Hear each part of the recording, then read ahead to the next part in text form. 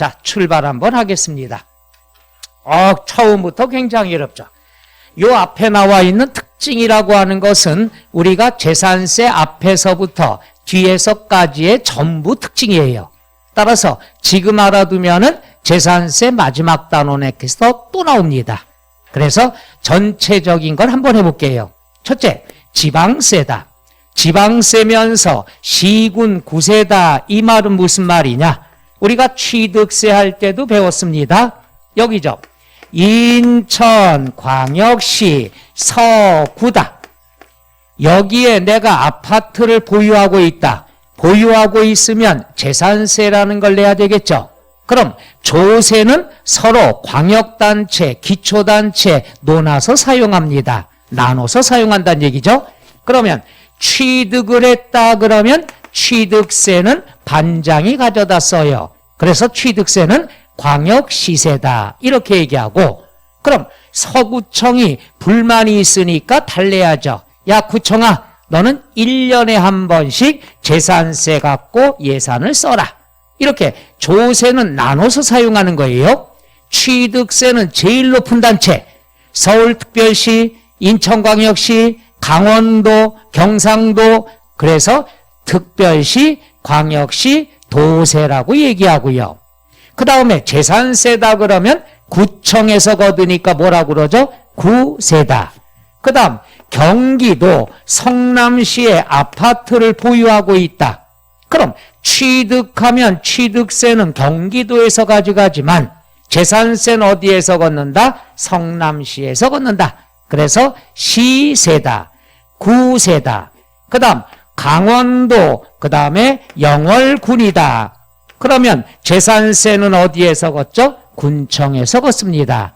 그래서 재산세다 그러면 시, 군, 구세다 이렇게 줄여서 얘기하죠.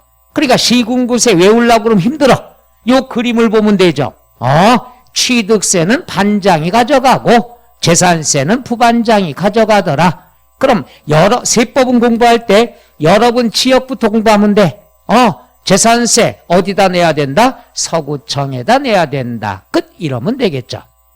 자, 해서 시군구세다. 그런데 서울특별시만큼은 또 예외예요. 서울에는 일단 25개의 구가 있어요. 25개 구. 여기에서 재산세를 걷습니다. 따라서 일단 뭐가 되는 거죠? 구세. 그런데 서울은 뭐예요? 넓기도 하지만은 빈익빈 부익부가 있다는 얘기죠. 구마다 좀 차이가 있죠. 따라서 어떤 구는 부자구라고 그러고 어떤 구는 가난한 구라고 그러죠. 이걸 막기 위해서 몇 년 안 됐습니다. 구청에서 재산세 거둔 것 중에 일부를 서울특별시로 보내줍니다. 그럼 서울특별시에서 걷어가지고 믹스 흔들어가지고 다시 나누기 25 25개 구니까 걷어가지고 다시 나누기 25 골고루 나눠준다는 얘기죠. 따라서 서울만큼은 특별시에서도 관리가 되니까 특별시세라고도 얘기합니다. 그러니까 다른 데는 시군 구세가 되지만 서울특별시만큼은 특별시에서 관리해 주니까 특별시 구세다. 줄여서 특구세다. 이런 용어를 쓴다는 얘기죠. 서울만 그래요. 서울만. 인천은 안 그래요. 서울만 너무나 차이가 많이 나니까 부자 동네에서 걷어가지고 안 부자 동네, 가난한 동네 하면 기분 나쁠까 봐 안 부자 동네로 다시 배열을 해주죠. 이거 처음 몇 년 안 됐어요. 처음 나올 때 진짜 서울 삭막했어요. 강남에 강의를 나갔었는데 그때만 하더라도 강남 나갔더니 거기 허구한 날 아주머니들 데모해. 남자도 별로 없어. 왜 우리가 벌어서 낸 세금을 우리 동네 CCTV 만드는 데 써야 되고 보도블록 하는 데 쓰지 왜 다른 구를 도와주느냐. 맨날 데모해. 그리고 다음날 강북 쪽을 갑니다. 데모 전혀 없어요. 조용해요. 눈치만 보고 있어요. 이런 시절이 얼마 전까지 있었다는 얘기죠. 그래서 지금은 이제 불만들이 없습니다. 그래서 서울만큼은 특별시에서 관리한다. 그래서 뭐라고 그러죠? 특별시세 구세라고 표현한다는 것. 서울만. 그러니까 서울만 그러기 때문에 시험엔 비슷한 게 한 번 나왔어요. 그 다음보다는 안 나와요. 왜? 인천광역시에 사는 분은 서울특별시에서 관리한다 알 필요 있어 없어? 없는 거야. 그냥 고지서 날라오면 돈만 내면 되니까. 그래서 시험에 큰 비중 없지만 전국적인 걸로 시, 군, 구세다. 요건 알아두셔야 되겠죠. 그 다음에 실질과세는 요거예요. 이거는 앞으로 양도소득세, 종부세 다 똑같습니다. 항상 현황이 보면 공보상에 등재가 된 현황과 사실상의 현황이 다르다. 다르면 무조건 사실상의 현황이다. 이게 무슨 말이냐? 양도소득세에서도 많이 출제가 됩니다. 재산세도 많이 나와요. 이건 뭐냐? 공보상으로는 농지로 됐어. 그러니까 등기부상에 농지로 돼 있어. 근데 사실상 농사를 짓지 않고 방치하고 있어. 잡초가 무성하고. 그럼 공부상으로 농지지만 사실상은 놀리는 땅이다 그러면 무엇을 적용한다? 놀리는 땅. 농지로 볼 수 없다. 그래서 세금이 많이 부과된다는 얘기죠. 요거는 양도소득세도 나오니까 꼭 알아두시면 돼요. 공부상에 등재된 현황과 사실상 현황이 다를 경우에는 뭘 적용해야 된다? 사실상의 현황. 그러니까 쉬운 말로 우리끼리는 농지야. 농사 안 짓고 있어. 그럼 농지로 안 봐. 그럼 뭘로 보느냐? 나대지, 잡종지, 자갈밭 놀리는 걸로 본다. 세금이 비싸다는 얘기예요. 그 다음에 과세기준일. 과세기준일은 6월 1일이에요. 아까 얘기했지만 6월 1일 날 재산이 있으면 재산세 내야 돼. 6월 1일 날 없다. 올해 재산세 낼 필요 없어. 혹시나 여러분 집이 있으면 5월 말까지 잔금 받고 팔아버리라는 얘기지. 그럼 올해 재산세 내야 안 내요? 안 내는 거예요. 그럼 6월 1일 지나서 한 7월 달에 다시 사면은 올해 재산세 피할 수가 있겠죠. 근데 집을 팔았어.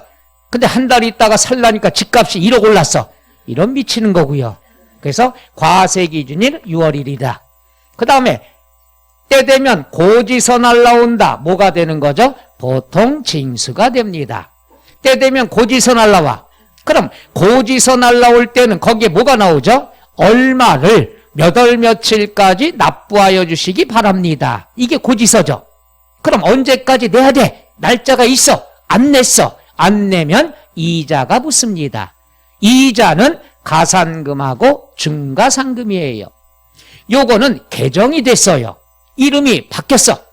납부지연가산세로 이름이 바뀌었는데 지방세도 왜 바뀌었는데 1년 딜레이 연장이 됐어요. 유예. 그래서 내년 2022년 내년 22년도 그것도 1월부터가 아니야. 2월부터 이름이 쓰지 말아요.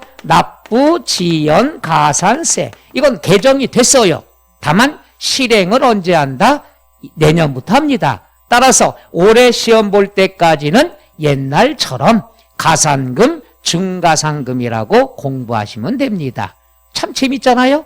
개정이 됐어. 개정이 됐으면 당장 실행을 하든가. 왜 1년을 유예하냐는 얘기죠. 공부하기 헷갈리게. 그렇죠? 그래서 여러분이 올해 떨어진다 그러면 내년에는 납부지연가산세로 다시 배워야 돼. 이것이 여러분이 올해 붙어야 될 101가지 이유 중에 하나야. 공부하기 싫으면. 이런 게 몇 개, 양도소득세도 있고 여러 개가 있습니다. 그래서 신문에 뉴스에 개정이 됐다. 이거 믿지 말고 올해 반영되는 것만 공부하시면 되겠죠. 이거는 작년과 똑같습니다. 그 다음 요건 이따가 배우게 될 거고요. 그 다음에 물납제도 있다. 조세총론 때 배웠죠. 분할납부 2번에 나눠낼 수 있다. 되죠. 그 다음 세부담 상한. 이 세부담 상한 때문에 작년에 강남에 있는 사람들이 세금 폭탄을 피한 거예요. 이건 뭐냐? 세금이 많이 나와도 여기까지만 내라 이거야. 이것 때문에 작년, 재작년 세금 폭탄을 많이 피했다는 얘기죠. 근데 올해부터는 세금 부담 상한이 올랐어요. 올랐으니까 세금이 올라갈 수밖에 없겠죠. 그 다음에 소액징수 면제다. 액수가 적으면 징수를 포기하겠다. 이건 뒤에서 다시 배우게 될 겁니다. 여기에 나와 있는 내용들은요, 다 시험에 나올 가능성들이 다 높은 것들입니다. 특징에 대해서. 지금은 이렇다고 눈으로만 보고 이제 하나하나씩 설명을 들어가도록 하겠습니다. 이 중에서 얘만 알아볼까요? 과세 기준일은 몇 월 며칠이다? 그럼 재산세 공부할 때 종합부동산세도 같이 공부하는 거예요. 왜? 재산세가 먼저 나왔죠. 뒤에 종부세가 나왔죠. 그러니까 모든 규정은 대부분 재산세 규정을 따라갑니다. 그러니까 종합부동산세라는 건 재산세 내는 사람이 종부세 내는 거예요. 따라서 과세기준일은 6월 1일 같다 다르다? 같은 거예요. 6월 1일 외워야 되겠네. 너 종합부동산세 작년 기출문제 지문에 과세기준일이 6월 1일이다. 이렇게 출제가 됐습니다. 아주 좋은 거 놓쳤죠. 그러니까 올해 나올 가능성은 희박하다는 얘기죠. 그렇지만 나오면 땡큐죠. 과세기준일 몇 월 며칠이다? 6월 1일이다. 자, 그 다음에 요거 나온 건 뭐냐? 고지서가 날라오는데 토지는 합산을 해. 그 사람이 보유하고 있는 땅은 다 합산을 해서 한 장의 고지서. 몇 장의 고지서? 그래서 사람에 대해서 계산한다 그래서 인세라는 표현을 씁니다. 그럼 나머지 건축물, 주택, 과세 대상 조금 이따 할 건데 토지를 뺀 나머지는 물건별로 고지서를 보냅니다. 내가 아파트 3채가 있다. 고지서 몇 장? 3장. 토지가 여러 필지가 있다. 몇 장 고지서? 1장. 이렇게 나누면 된다. 아마 요건 경험해 보신 분 있을 거예요. 아파트가 서구청 관할에 3채가 있다. 그럼 고지서 3장. 물건별로 따로따로 날라온다. 그러나 토지는 합산을 해서 몇 장의 고지서? 1장의 고지서가 나온다. 요건 뒤에 또 나오게 됩니다. 확실하게 알아두셔야 되겠죠.